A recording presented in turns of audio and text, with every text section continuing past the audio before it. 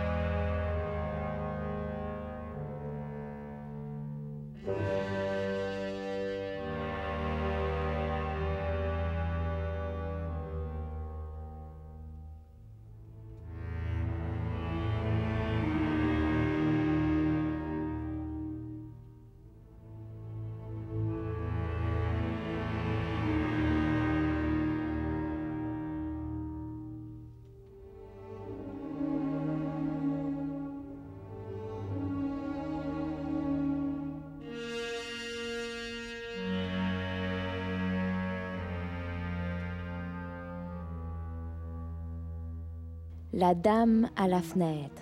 C'est ici qu'est apparu à plusieurs reprises le fantôme d'Anna Crosby. Charles Billington nous en parle. Le moulin Watson, est-ce que ça fait longtemps qu'il y a une histoire hantée derrière ce moulin?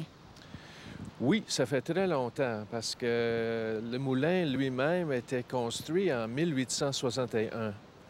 Et tout de suite après, il y avait une madame, la femme du propriétaire original, qui est décédée dans le moulin à cause de la machinerie, là, puis les grandes jupes larges qu'elle portait étaient entourées dans la machine, puis était tuée sur le coup. Tout de suite après ça, il y avait commencé des histoires dans le village à propos des personnes, des gens de... Ça avait l'air d'une femme dans une robe qui apparaît de temps en temps dans le deuxième étage ou dans les fenêtres du deuxième étage du moulin. Puis après quelques générations, ça n'a pas arrêté, jusqu'au temps que j'ai commencé à travailler ici en 77.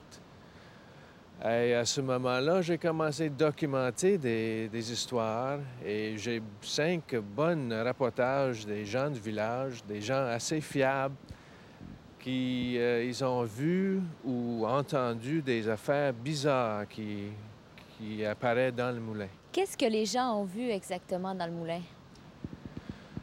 La plupart du temps, les expériences commencent avec un son, quelque chose pour attirer l'attention des gens. Et tout de suite après, en regardant le moulin, ils voient une femme, souvent dans une robe de mariage ou quelque chose qui paraisse blanche.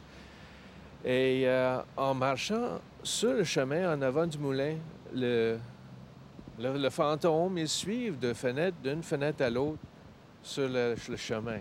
Alors, c'est pas mal toujours la même histoire, puis c'est difficile de ne pas croire. Est-ce qu'il y a beaucoup de personnes qui l'ont vu comme ça? Moi, je connais directement 5 personnes qui avaient assez de crédibilité, merci, pour rapporter leur histoire à moi. Puis j'ai fait une documentation là-dessus et j'ai les noms, des dates, puis tout ça, là. Ça a l'air, en 17 ans, comme ça, 5 personnes, si on commence à compter toutes les années, depuis 1871, ça fait beaucoup de personnes, oui. Est-ce que vous, quand vous vous promenez dans le moulin, vous sentez une espèce de présence? Est-ce que si nous, on y va, on va pouvoir entendre ou sentir un fantôme, par exemple? Moi, personnellement, non. C'est très rare que des affaires comme ça arrivent, 5 fois par 15 ans ou quelque chose de même, mais ça prend quelqu'un de très sensible aussi aux des choses extraterrestres ou dans l'air, là, que des personnes normaux, disons, ne peuvent pas la sentir. Est-ce que vous pouvez nous parler un peu de cette dame qui entrait à la maison?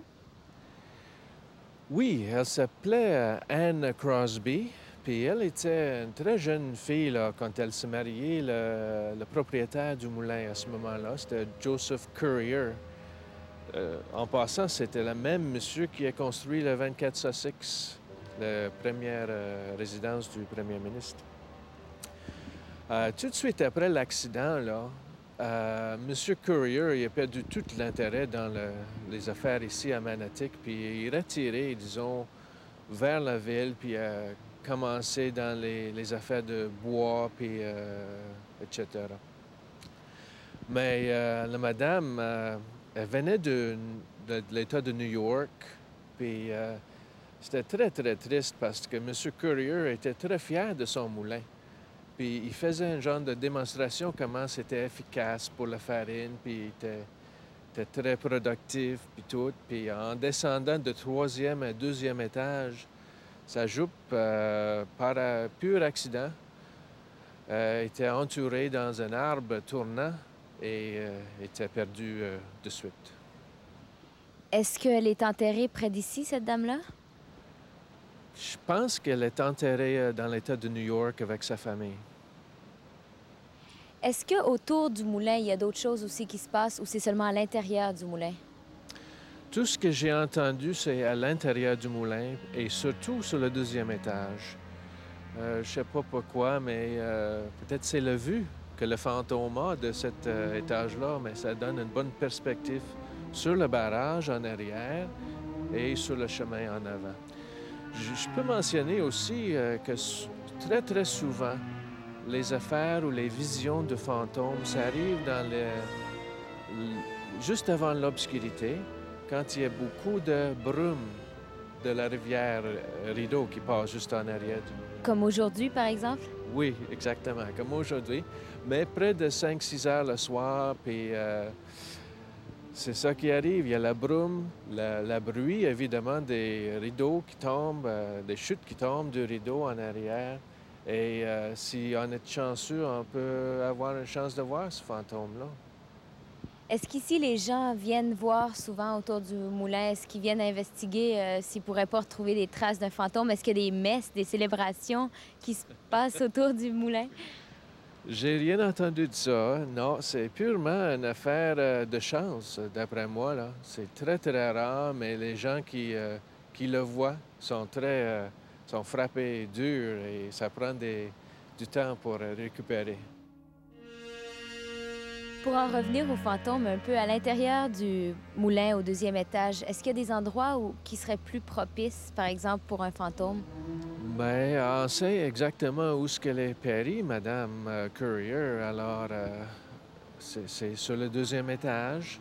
C'est un arbre tournant qui est juste en arrière d'une fenêtre sur le côté de la rivière.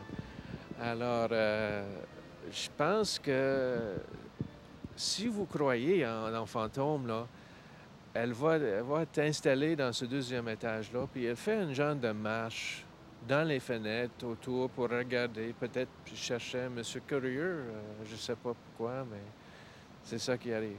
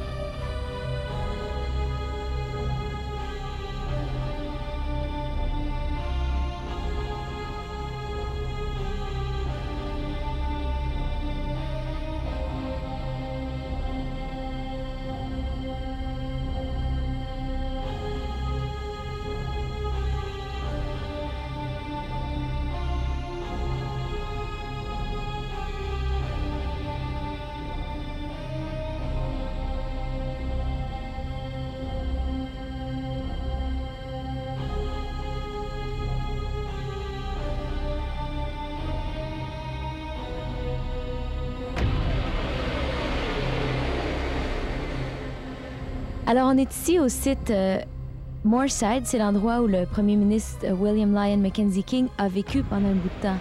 Est-ce que le ministre avait un certain mode de vie qui était un peu différent des autres dans le temps, ou est-ce qu'il faisait des choses particulières?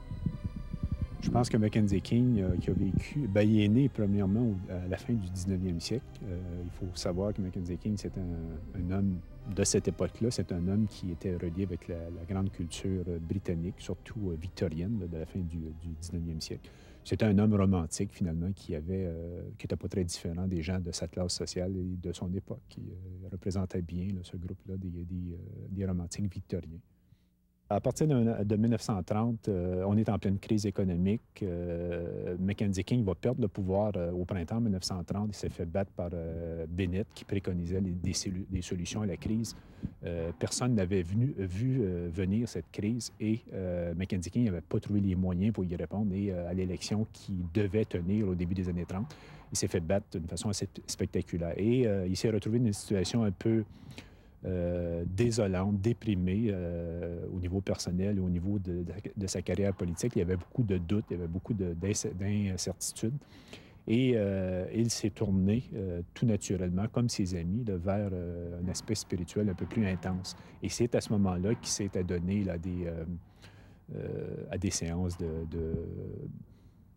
comment on dit, de table tournante et de... Bon, je ne suis pas un spécialiste dans ce genre de rites-là, mais c'est à donner là, des rites de communication avec les esprits et des activités du genre. Il y avait deux préoccupations là-dedans. D'abord, de créer des liens avec sa famille. Bon, étant très religieux, étant très conservateur, aussi, c'est un personnage dont la culture était très conservatrice. La famille, pour lui, est un élément fondamental. Donc, il a essayé de recréer des liens presque physiques là, avec ses parents, sa mère surtout, et ses sœurs, qui étaient décédées dans les années entre 1915 et 1920. Et sa deuxième préoccupation, évidemment, c'était un peu comment il irait sa carrière politique. Et c'est pour cette raison qu'il a tenté d'entrer en communication avec ses grands modèles, qui étaient d'abord Wilfrid Laurier, qui avait été son prédécesseur comme chef du Parti libéral et comme premier ministre du Canada, et aussi avec Gladstone, qui était un ancien premier ministre d'Angleterre, qui servait aussi de modèle politique à Mackenzie King.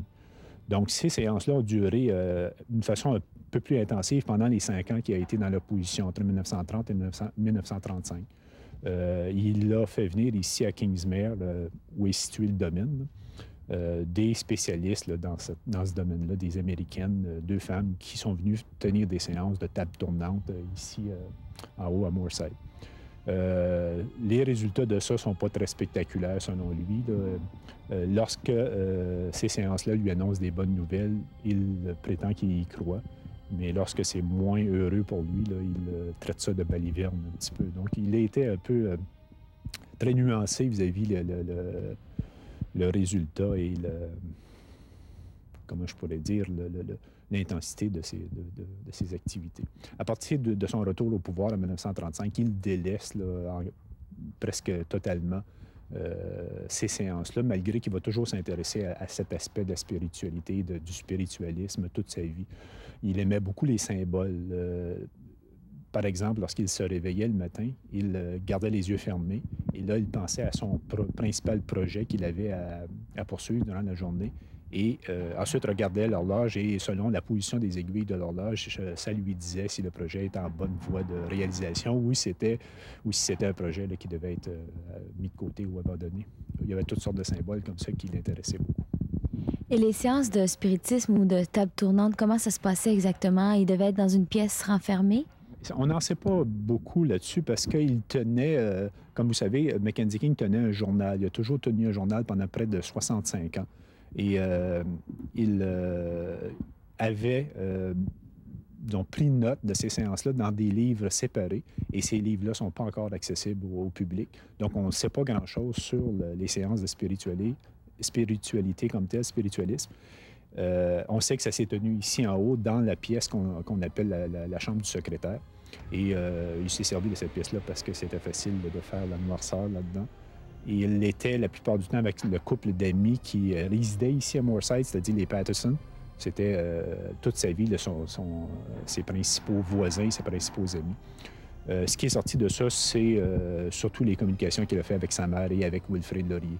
Entre autres anecdotes, il disait que Wilfrid Laurier lui reprochait de ne pas savoir parler français.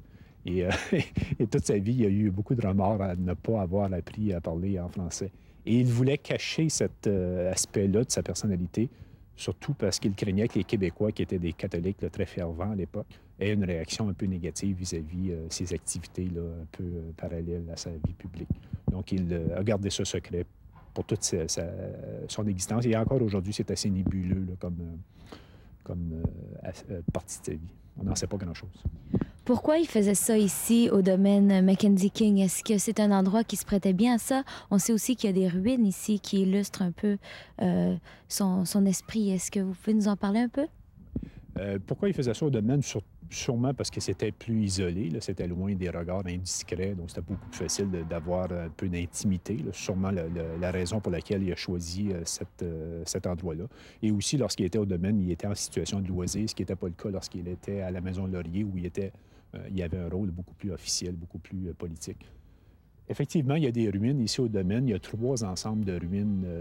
Les premières qu'on ne voit pas, là, qui sont à ma gauche ici, sont ce qu'on appelle la fenêtre sur la forêt. C'était un ensemble de designs architecturaux que Mackenzie King a fait construire pour montrer que la nature, finalement, finissait par reprendre ses droits lorsque, sur les constructions humaines, on pourrait voir des jardins, une rocaille et ensuite la forêt de l'autre côté de la ruine. Donc, une espèce d'évolution entre ce que les hommes font et ce que la nature représente dans son état le plus sauvage.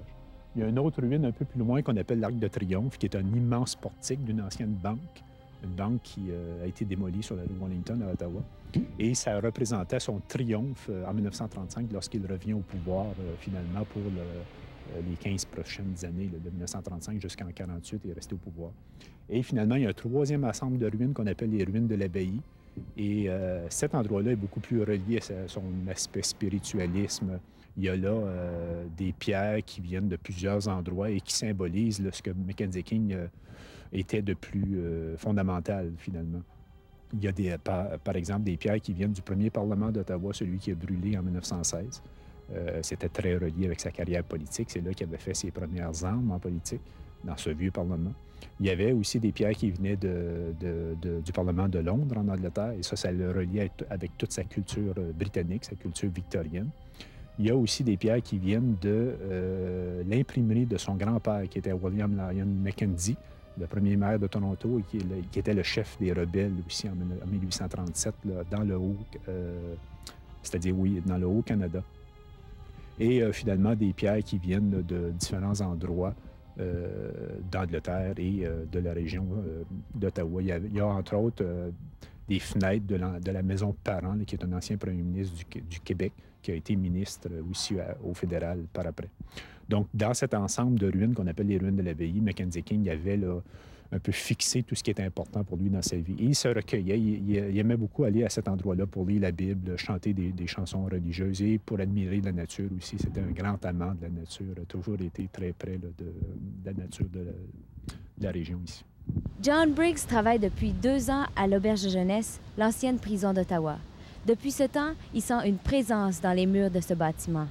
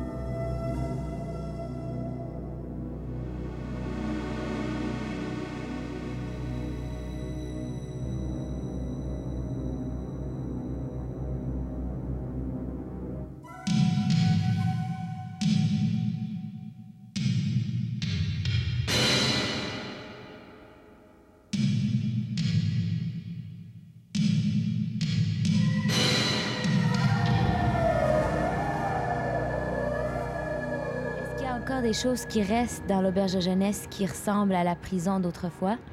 Ouais, l'atmosphère de l'extérieur, tous les bars ont resté la corde, ça restait toute la même. À part ça, on a enlevé beaucoup de choses.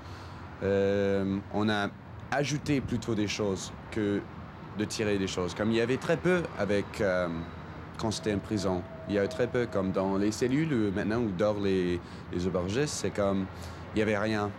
Les prisonniers dormaient sur terre, alors que maintenant, c'est nous qui avons mis des lits. Alors, c'est différent, c'est nous qui avons amené du bonheur à l'auberge qu'avant. C'était très dur. Parle-nous un peu de la corde. Qu'est-ce que ça veut dire? Il y a eu quelqu'un qui est mort ici? Est-ce qu'il y a eu une pendaison? Plusieurs. Même trois légales ici. Il paraît qu'il y avait plusieurs dans l'auberge même en temps de prison.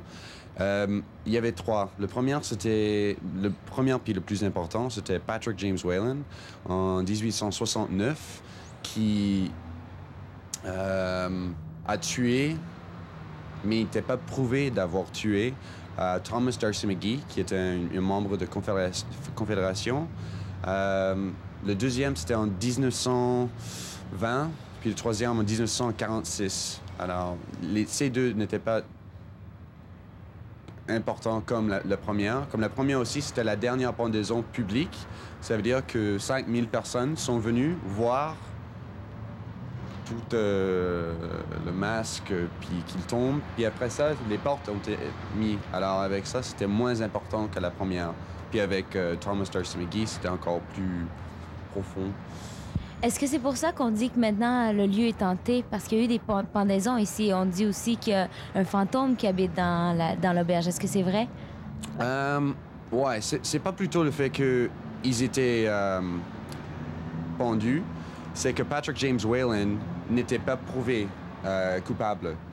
Puis en plus, son dernière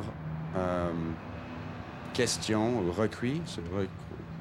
request, c'était comme il a demandé pour que son corps soit amené à Montréal. Mais maintenant, il est là-dedans. Alors, il y a un corps qui est enterré dans la cour de la prison? Il paraît. Personne ne veut le chercher, ou bien le trouver. Mais il paraît qu'il est toujours ici. Alors, parce qu'il est toujours ici, comme c'était en 1869, alors les façons de faire des choses étaient différentes que les deux autres ils sont quelque part d'autre dans un cimetière. Alors, comme son corps, c'est toujours là, et il n'était pas coupable, il paraît qu'il est toujours ici, dans l'auberge. C'est pas tout à fait qu'il est mauvais, mais qu'il est toujours là. Et il fait... Ouais. Il attend que son nom soit... Alors, comment ça se manifeste, ça, le fait qu'il soit encore ici? Est-ce qu'il y a des preuves de ça? Avec ça, il n'y a jamais de la preuve, à moins qu'on le voit. Mais il y a plusieurs expériences qui s'est fait à des différentes personnes, à différents temps. Probablement le plus spécifique, c'est la dernière cellule où il est resté pendant 11 mois avant d'être pendu. C'est au niveau 8. Puis, pour un temps, on avait des personnes qui restaient 12 heures fermés à clé dans cette cellule. Et ils ont eu plusieurs expériences comme très intenses, comme quelqu'un a vu quelqu'un, puis on a barré les deux coins pour que personne ne pouvait passer pour 12 heures. Et ils ont vu des personnes qui ont passé pendant la nuit, ou bien des personnes ont venu leur parler. Il y a des personnes qui aiment bien faire la fête, puis il y avait quelqu'un. Mais il y a franchement des personnes qui sortaient puis disaient, qui regardaient partout, puis t'as pas fait quelque chose avec le personnel, puis on n'a rien fait. Alors ils étaient comme même sans explication, sans savoir ce qu'ils voulaient dire, c'était comme quelque chose pas nécessairement concret. Est-ce qu'il n'y avait pas aussi une proposition à ceux qui voulaient passer la nuit ici, que s'ils réussissaient à survivre pendant la nuit, ils ne devaient pas payer la chambre d'hôtel? Est-ce que c'est vrai, ça aussi? Ouais. Parce que à la fin, on pourrait entendre Et il y avait plusieurs personnes qui ont crié assez fort de se laisser sortir pour la nuit. Alors oui, c'est vrai, à ce temps-là, mais maintenant, ça a changé. On n'a pas le droit de le faire maintenant parce que avec les nouveaux lois et tout ça.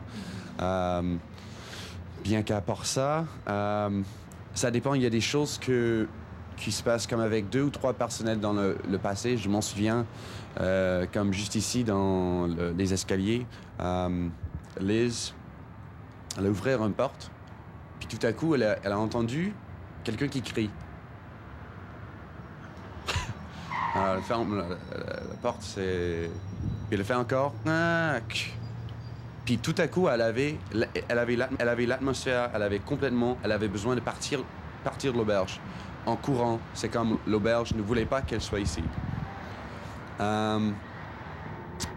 Autrement, ça dépend. Il y a des personnes il paraît à la réception, même un quarter, 25 sous, pièce de 25 sous. Et il paraît qu'il y avait 2 aubergistes qui l'ont vu aussi, que tout à coup, dans l'air, ça marchait dans l'air, ouais, sauter, parce qu'il parlait de Patrick Whelan. Moi, je n'étais pas là, mais il paraît que ça se passait. C'est déjà tout pour cette émission. Merci aux personnes, aux fantômes et aux esprits qui ont collaboré à cette émission. On se retrouve la prochaine fois.